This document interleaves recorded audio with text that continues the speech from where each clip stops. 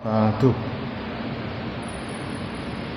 Innal hamdalillah nahmaduhu wa nasta'inuhu wa nastaghfiruh wa na'udzu billahi min syururi anfusina wa min sayyiati a'malina. May yahdihillahu fala mudilla lahu wa may yudlil fala hadiya lahu. Asyhadu an la ilaha illallah wahdahu la syarika lah wa asyhadu anna Muhammadan abduhu wa rasuluh. Allahumma salli wa sallim wa barik ala Muhammad wa ala alihi wa ashabihi wa man tabi'ahu bi ihsanin ila yaumil qiyamah. Wa ba'd. Jamaah rahimakumullah, pada kesempatan pagi ini kita akan membahas tentang keutamaan akidah ya. Tapi sebelumnya kita sampaikan dulu tentang keutamaan ilmu. Setelah itu nanti kedudukan ya, kedudukan akidah di dalam agama kita ya. Akidah adalah hal yang paling mendasar ya, paling fundamental ya, di dalam agama Islam ya. Karena kalau akidahnya menyimpang, maka amal-amal yang lain itu sudah tidak ada gunanya ya. Maka kita sampaikan dulu tentang keutamaan ilmu ya, biar kita tetap terus belajar ya. Yang namanya belajar itu tidak pernah ada habis ya. Kadang saya belum tahu, ternyata dari pertanyaan akhirnya saya harus mencari tahu nih, karena saya memang belum tahu nih. Nah, ternyata memang banyak hal nih, yang belum kita ketahui kadang nih. Nah, di akhir surat At-Talaq nih, wa anallaha qad akhata bi kulli syai'in ilma nih. Dan sungguh Allah telah meliputi segala sesuatu itu dengan ilmu ya. Di apa saja ada ilmunya ya. Yang kemarin sudah saya sampaikan sedikit ya, perkataan atau nasihat dari Imam Syafi'i ya, yang sebagian kalangan mengatakan itu hadis, padahal bukanlah hadis ya. Nah, Imam Syafi'i di dalam satu kitabnya mengatakan, qala Syafi'i, berkatalah Imam Asy-Syafi'i, talabul ilmi afdalu min salatin nafilah. Sampai-sampai beliau mengatakan mencari ilmu itu lebih utama dari sholat sunnah. Tidak adik, bukan hadis. Ini pendapat Imam Syafi'i. Ya tentunya tidak mutlak. Maksudnya sholat sunnah yang tanpa dilandasi ilmu, sholat sunnahnya bisa jadi menjadi tidak sah. Waqala, kemudian beliau mengatakan ma arada dunya fa alaihi bil ilmi. Barang siapa ingin sukses di dunia, maka dia harus tahu ilmunya. Raman aradal akhirata, barang siapa ingin sukses akhiratnya, fa alaihi bil ilmi. Raman aradahuma, barang siapa ingin sukses kedua-duanya, fa'alaihi bil ilmi, maka dia juga harus tahu ilmunya. Jadi masing-masing ada ilmu. Mau berdagang, di sana ada ilmu pemasaran. Bagaimana agar berdagang itu laris. Mencari tempat strategis. Satu tempat kadang strategis untuk jualan tertentu, tapi untuk yang lain bisa jadi tidak strategis. Pernah viral di beberapa di video ada seorang penjual bensin eceran, jualan bensin di depan pom bensin. Nah ini tentu dia tidak ngerti ilmu pemasaran, jual bensin eceran di depan pom bensin, tidak nalar. Tentunya orang pasti beli bensin di pom bensin kan begitu. Nah masing-masing ada ilmunya. Akhirat juga begitu.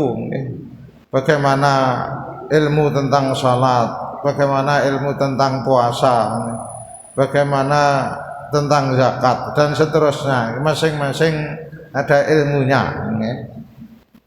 Maka kita juga dianjurkan untuk terus belajar apa rukun sholat, ada kewajiban sholat, apa yang membatalkan sholat.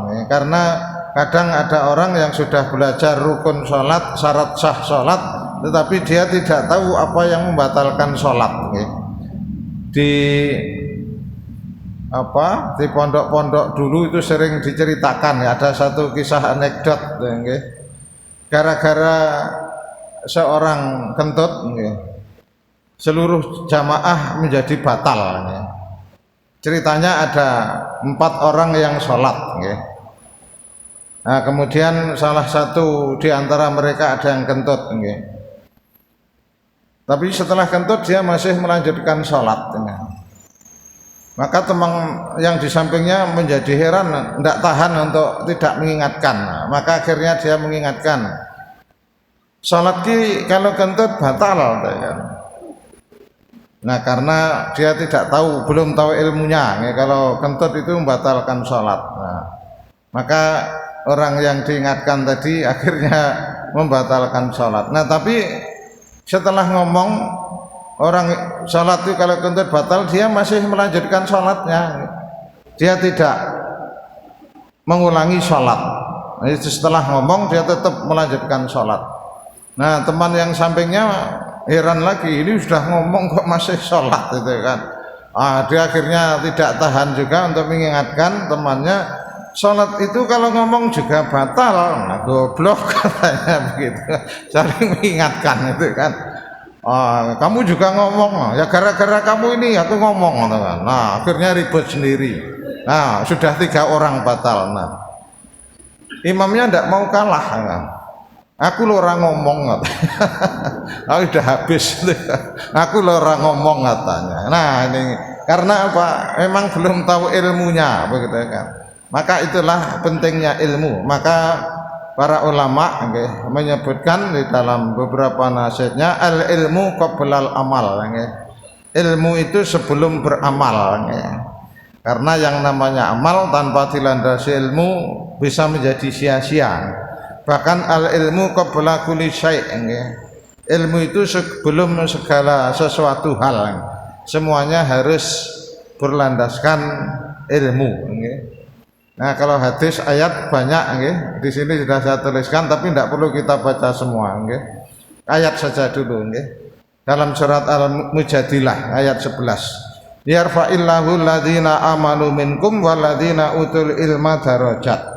Allah akan mengangkat orang-orang yang beriman dan orang-orang yang berilmu dengan beberapa derajat. Nah, keutamaan orang yang beriman dan berilmu, derajatnya akan diangkat.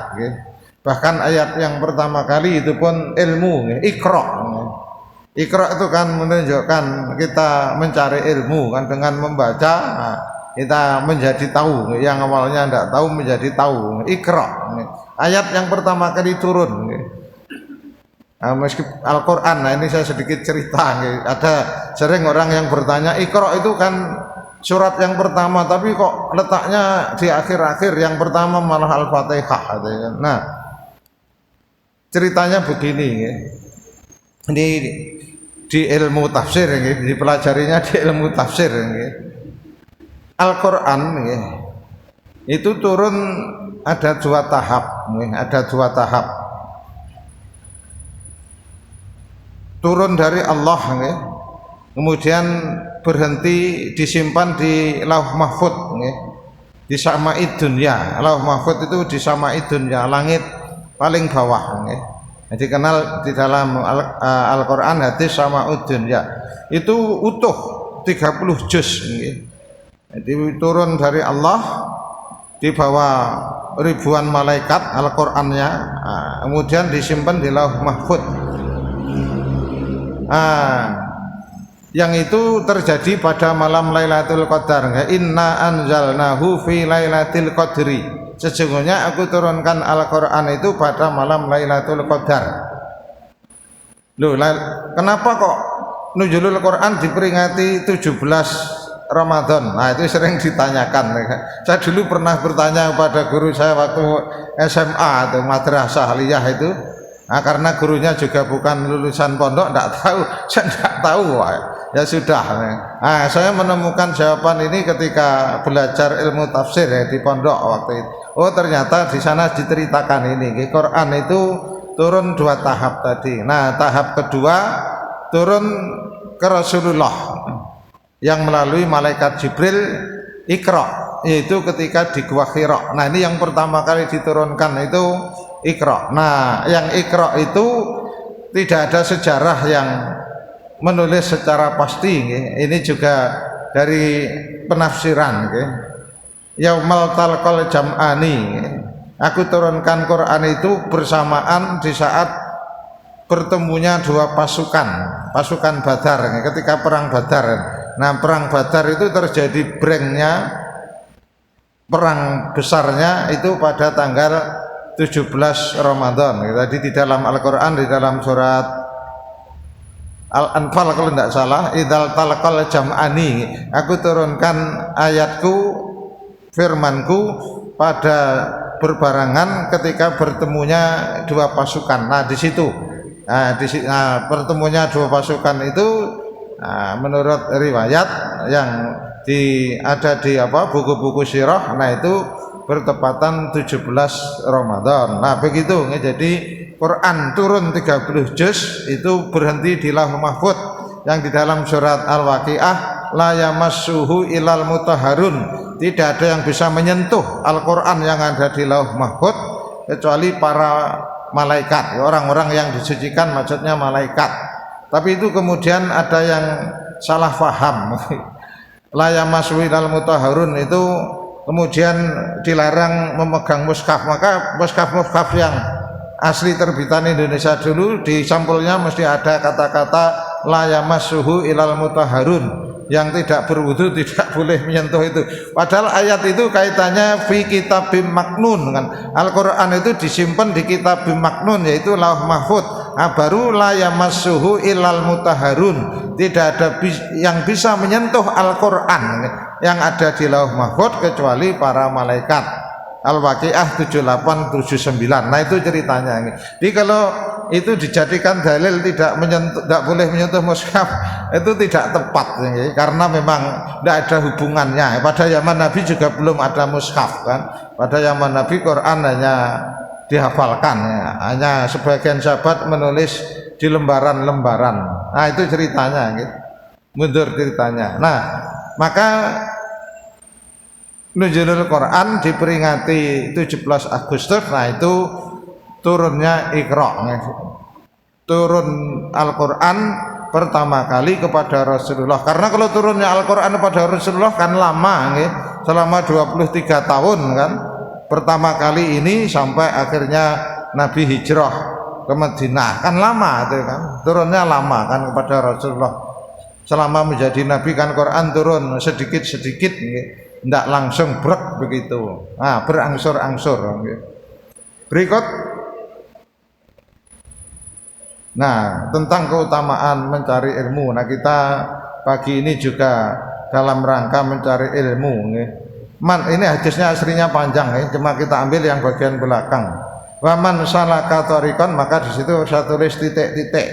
Waman salaka thariqan, barang siapa yang menempuh suatu jalan, yaltamis fihi ilmu, yang mana di jalan itu, perjalanan itu untuk mencari ilmu, sahalallahu lahu bihi, maka dengan itu mencari ilmu itu Allah akan memudahkan baginya thariqan ilal jannah, jalan menuju surga.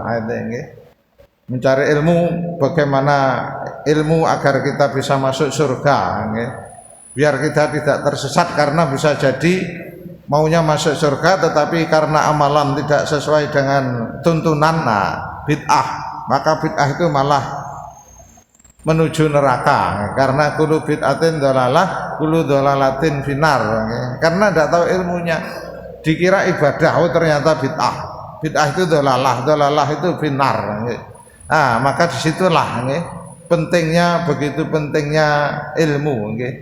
maunya surga, tapi karena tidak tahu ilmunya malah menjerumuskan ke dalam neraka, begitu. Tidak semuanya saya baca. Hadis riwayat Imam Tirmidzi dan Ibnu Majah dari Abu Hurairah radhiyallahu an yaqulu, ia berkata, sami'tu, aku mendengar Rasulullah sallallahu alaihi wasallam yaqulu, ala, ketahuilah, innad dunya mal'unatun, sesungguhnya dunia itu dilaknat, mal'unun ma fiha, dilaknat pula apa saja yang di dalamnya, illa dzikrullah, kecuali zikir kepada Allah. Ibadah kita, zikir kita berdagang juga sambil zikir, kan? Karena kan ada perintahnya, kita berdagang berusaha itu dengan zikir. Fa idza qudiyatis salatu fantashiru fil ardi wabtaghu min fadlillah wadhkurullaha la'allakum tuflihun, kan? Ketika kita berusaha mencari bekerja itu juga disuruh berzikir, dan apabila sholat itu telah ditunaikan maka bertebaranlah di muka bumi untuk mencari rezeki Allah. Dan ketika mencari rezeki Allah jangan lupa fadhkurullaha katsira, zikirlah Allah yang banyak, la'allakum tuflihun, agar dalam mencari harta itu kamu beruntung. Al-Jumu'ah ayat 10. Berusaha pun kita disuruh zikir. Berzikir itu bukan hanya setelah sholat. Nah, kalau di dalam surat Ali Imran,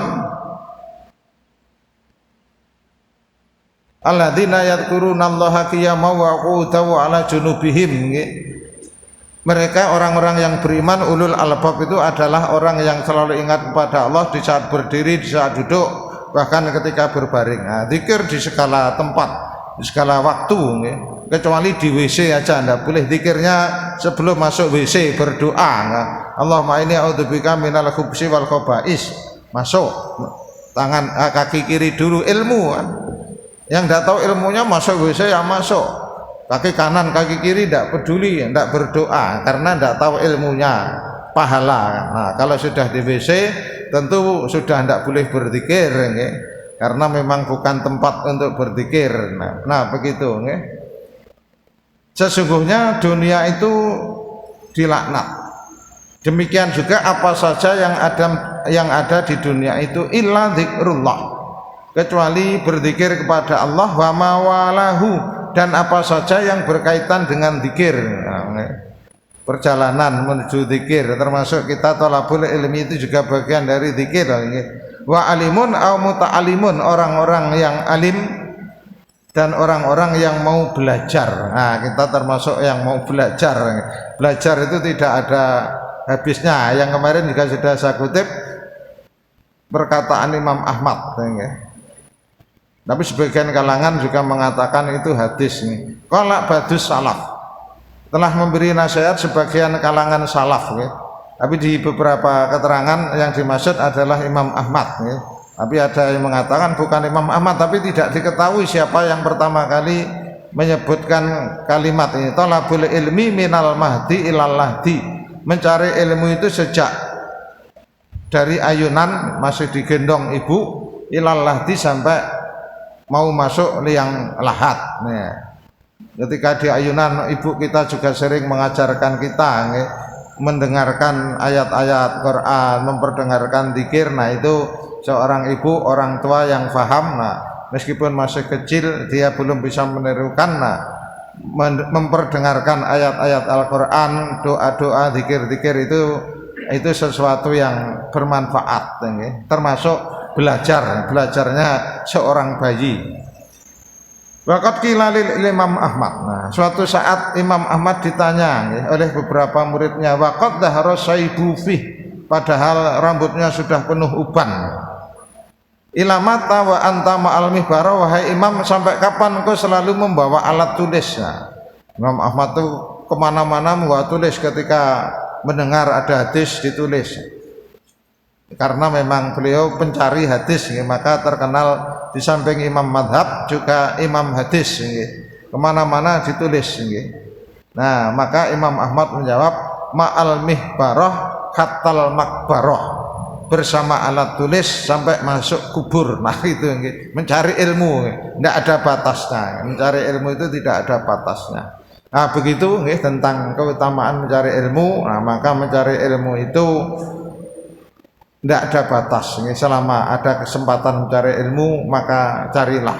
Bisa dengan membaca, bisa dengan mendengarkan, bisa dengan mendatangi majelis ilmu. Nah, pagi hari ini berikut jamaah rahimakumullah, ini nanti ada beberapa sesi nggih, karena agak panjang.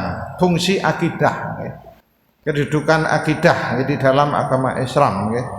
Yang dimaksud akidah adalah keyakinan, keyakinan kita sebagai seorang muslim, yang kajian utamanya tentang rukun iman nggih.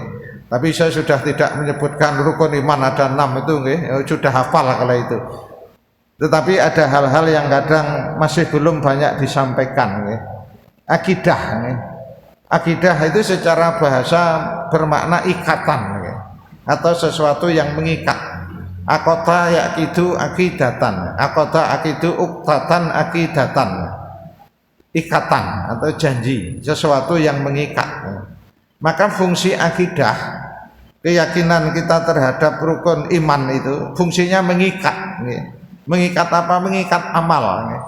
Karena amal kebaikan kita, ibadah kita, ketika tidak diikat dengan akidah, itu sia-sia.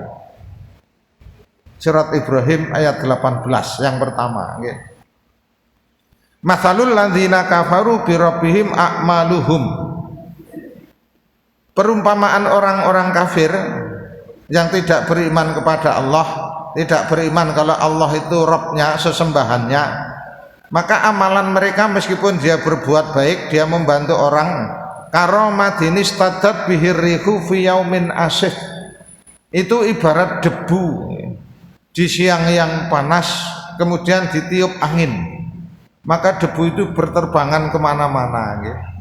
Layak diruna mimma kasabu, mereka orang-orang kafir sama sekali tidak bisa mempertahankan amalnya, amalnya berhamburan gitu. Sama sekali tidak ada faedahnya gitu. Bersedekah, oh dia hanya dipuji orang, oh dia orang yang dermawan gitu. Dia membantu orang, oh dia orang yang ringan tangan, mudah menolong. Nah, dia hanya dapat pujian manusia, tapi di sisi Allah sama sekali tidak ada nilainya.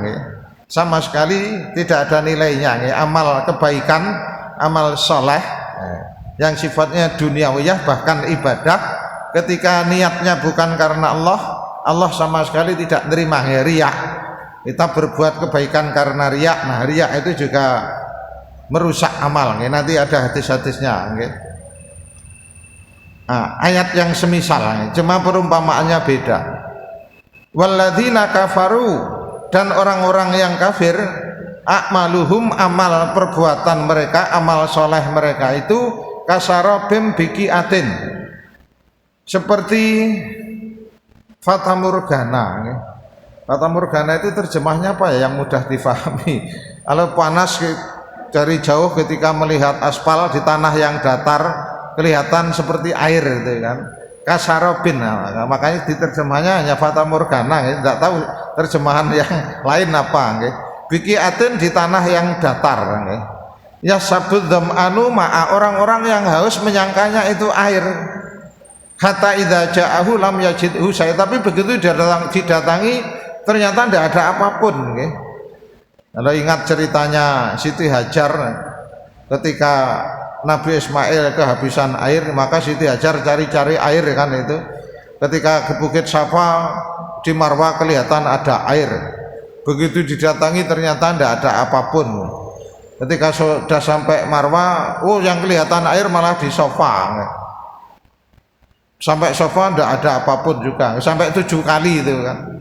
Akhirnya menjadi ibadah kita tawaf gitu kan. Nah, itu karena memperingati perjuangan Siti Hajar. Maka yang namanya berusaha sekali 2 kali gagal itu wajar.